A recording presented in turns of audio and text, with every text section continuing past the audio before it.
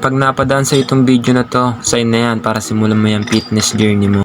Napaka-solid ng 20 kg chrome na to. Ayan, meron siyang apat na 2.5 kg. Click mo lang yung yellow basket, nandyan yun sa baba.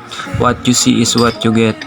And meron siyang plate na 1.25 kg, apat yon, at 0.5 kg, apat din.